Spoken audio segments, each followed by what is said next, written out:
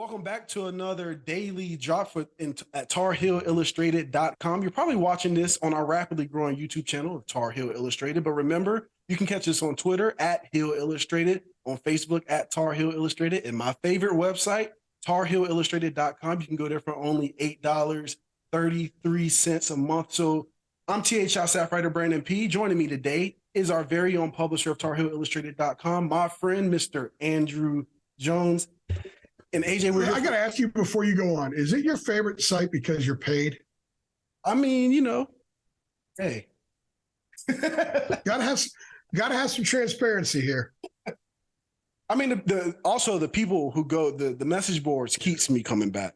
That's what keeps I actually just did a major faux pas in the radio, I guess now podcast industry. I did radio for 13 years by putting you in position to actually say a negative. No, yeah. But whatever. So this is another daily drop, Andrew. Today we're here to talk about the early enrollees that North Carolina football got back in January now at this point. So now they've been in school for a whole semester. They're almost spring. They had a whole spring. They're going to go through the summer. I think it's going to be very helpful. North Carolina has 10 early enrollees total. So before we start jumping into each individual position groups or whatever, is there anybody that stands out that could possibly get on the field this year that you've seen? Yeah, I think they'll get on the field because kids tend to play more early now. I think that they come in physically more prepared than they used to be, and coaches want to find out what they're all about. Kids want to find out what they're all about. They're more, as young players, more willing to play on special teams and use a year of eligibility. So, but you can play a guy 4 games and not redshirt him. And then if you get to a bowl, you can actually play him in a 5th game and play him in the bowl and still redshirt him. So I do think some of these guys will get on the field, though. If you want to know who, I think Jabron Harvey will probably be on some special teams. I think you'll see Paul Billups and or Christian Hamilton get on the field. I think defensively, it would not surprise me. I said Jabron Harvey. It would not surprise me to see a Mary Campbell or Michael Short get on the field at some point. They need to get reps. So I think they'll play in games. They'll play their position in some games because they can do that. They can get on the field in 4 games. But I think some of those guys are going to be on special teams. Just get them out there, get them play. And there's a really good chance that at some point during their college careers, the NCAA grants a 5th year for everybody. So at that point, the only guys that will redshirt will be injured players. Everyone will just play. They'll be ready. And if you can help a team, you help a team. It's kind of dangerous for coaches to save kids now because you may think you're doing a great thing for your program, saving a kid. Next thing you know, he bolts. He's in the portal. So if they can get on the field and help you, Max philosophy is get him on the field and let him help you. Yeah, I saw I was watching Christian Hamilton and Paul Billups yesterday, and I actually think both of those guys are good enough to play for. If they went to a lower level, they could play as true freshmen. I really believe that. But I do think with the amount of depth that's in the wide receiver room already, it might be hard for them to get consistent playing time out there. But I think both those guys are going to be really good. And I think Carolina has proven that they can recruit receivers. And I don't even think the best one, I don't think he's even there yet. I think Chris Culliver will be. Chris Culliver? Yeah, I think. Yeah. Well, I think those guys understand. I think what's important is the positions that, like that position group, they understand coming in, they're probably not going to play much. I do think that an inside linebacker, a guy like Short, a guy like Campbell might say, look, I got a chance to be one of the backups here because there's nothing there really in terms of experience. Sebastian Cheeks, they would love for him to be the guy there, but he's been banged up. You got to be able to be healthy in order to be the guy. I think Deuce Caldwell made a lot of progress and he had a really good spring. So I think he's coming. He's on the way. But there is an opportunity for a true freshman to get in there and play some. That we've seen that happen before. Andre Smith played a lot as a true freshman. They found a way to get him on the field when he was there back in, 15? I guess it was 14 or 15. And then Power Eccles had a little bit of time as a true freshman as well. If a guy can help you, and if it turns out that Michael Short's their 3rd best inside linebacker, then he's going to get on the field and play. They're not going to win. And now that these guys also have gone through a spring and they're having almost a full off season of workout, yeah, they're still freshmen, but they're not the same kind of freshman. It's a lot different now that they were thrown in there and did a lot of stuff. And you're right. We were watching Billups and Hamilton the spring game. They don't look like they just arrived. The only one of the early enrollees that looks like he just arrived, and I don't mean this as a criticism in any way, is Tyler Thompson, because he was only 205 pounds playing the jack position. I bet you when we see him in August, he's 220. Yeah. He's going to put on weight. He's going to get stronger. He's going to look more the part. So Harvey, who's also the other true freshman early enrollee at Jack, I think he's like 235. I mean, he looks like he's been in college for a while. And that's the thing. This is an impressive group as far as they look like they've been around. It was hard to look around and say, unless you saw the tape on the front of the helmet during practice, hey, that's a new guy. They didn't really carry themselves that way. So I thought it was an impressive group in that respect. They got a lot out of enrolling early. Yeah. We talked about the guys who are likely going to play right away, or not right away, but who could get on the field and as a true freshman. That becomes much harder when you talk about offensive linemen. And North Carolina brought in 3 offensive linemen, and DJ Geth, Nolan McConnell, and RJ Grigsby. I got a chance to see DJ Geth a couple of times in person. The first time was at the rival series camp. Me and Dina went down to I believe it was in Rock Hill last year. We went down and saw. We went down at the time. DJ Geth wasn't even on the. Dina didn't know he was on the UNC's radar. Yeah, but they knew about him because his dad was on the '93 championship team in basketball. I think his dad was pushing Carolina to recruit him. Yeah, actually, and his dad was getting him out there and stuff. But go ahead and continue what you were saying, because they worked it some and it ended up paying off. Well, I mean, you can advertise your kid as much as you want, but if he's not good enough to play, it doesn't matter. But when I saw DJ Geth at the rival series, he's good enough.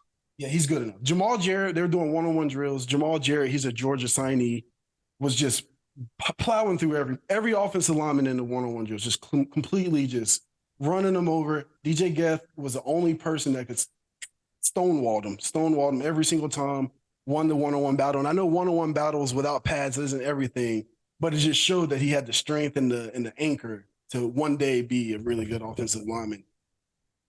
Confidence. Yeah.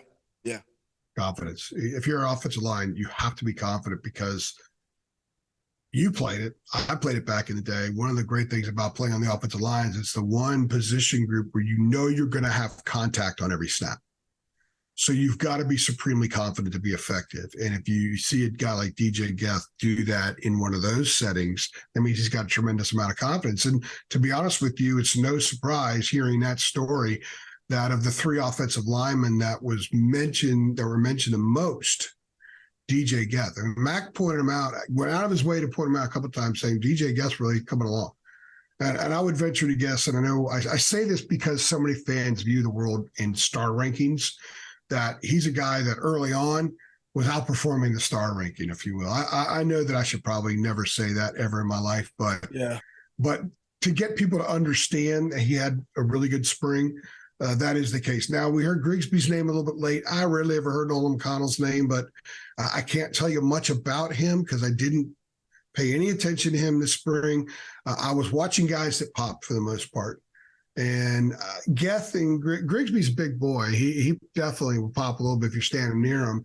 I watched Geth a little bit, but when I was watching the offensive line, I just kept watching Willie Lampkin. He just drew my attention all the time. So he's the transfer we talked about in another podcast. But the other kids, Harvey definitely stands out to me, and because he's a physical guy. And I remember watching a drill with the Jacks. I was about 12 feet away. I was shooting a video for our channel, and Gene Chizik coaches the Jacks, and Jay Braun finished a rap in a drill they were doing, and Chiz was like, "Way to go, Jay Braun! Way to go! Way to kick!"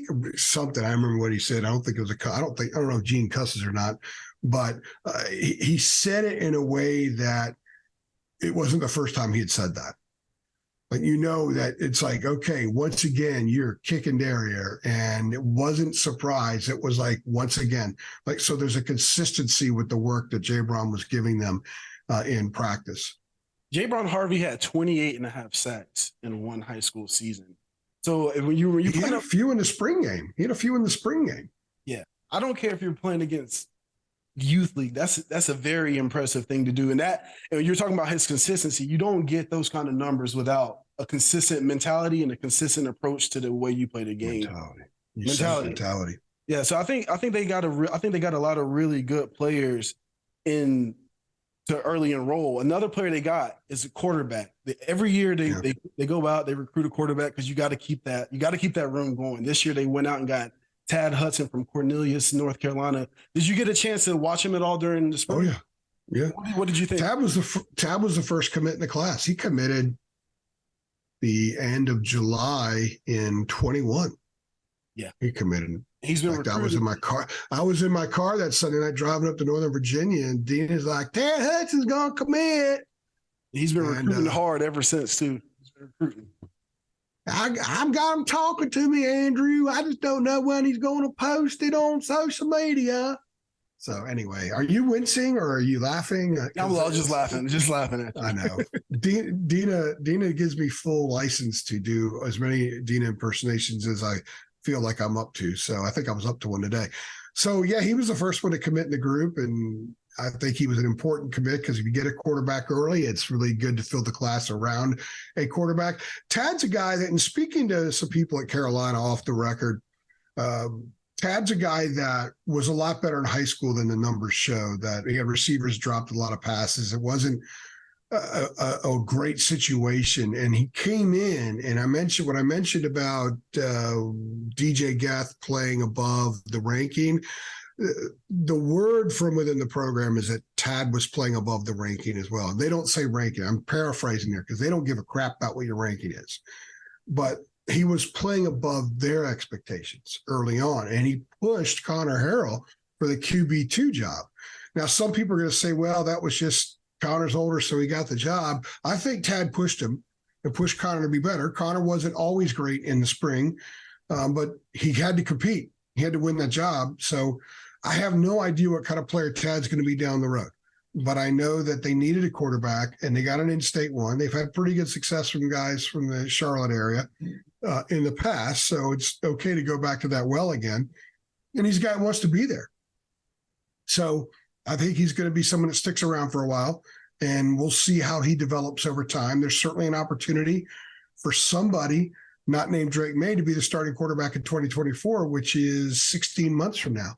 So what does Tad Hudson become in the next 16 months? Does he leapfrog Connor Harrell, who's a little bit ahead of him right now?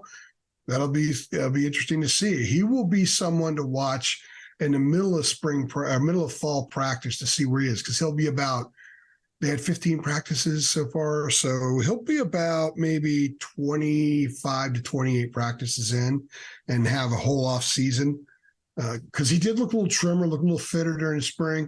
Lether, if you will. It'll be interesting to see what he looks like. We can gauge progression, but he's certainly a guy that a lot of kids were happy playing with. That's for sure. In fact, Dina went to a commitment. I can't remember whose commitment it was. It was Christian Hamilton. But Christian and Tad was there. Yeah. He was there, I think, with Culliver and a few other guys in the class, and Tad was there. So I think that there's some leadership potential with him as well, but he's still really green. I don't think they anticipate putting him on the field this year unless it's a maybe situation where, maybe Campbell. I'm sure he'll get a lot of reps against Campbell, but I don't. Right now, he's not ready, but he might be down the road. And another thing that we have to acknowledge about these guys that early enroll, it's not easy to graduate. It's not easy to play football. A lot of these guys play multiple sports. It's not easy to play multiple sports and graduate high school early with a good enough GPA to come to Carolina early. It's not easy. So I think these guys should be commended for that, because obviously they've shown academics are important to them. A lot of them gave up spring sports. Tad's baseball player gave that up. I know when Drake came in early, he gave up basketball. He's a really good high school basketball player. So a lot of these kids give up their other sports. They're fully committed. They're fully dialed in. And I think for an early group to have 10 in there, I think they got what they needed out of these kids. I don't think any of them are going to start this year, but I do think you're going to see, to answer your first question, going back there as we put a bow on this, I think you're going to see some of those kids on special teams, and there's some athletes. Tyler Thompson may not be ready to play the jack in a game, but he could run down on a kickoff and knock someone's head off. No doubt about that. AJ, when I write articles, you always talk about tying your lead graph to your end.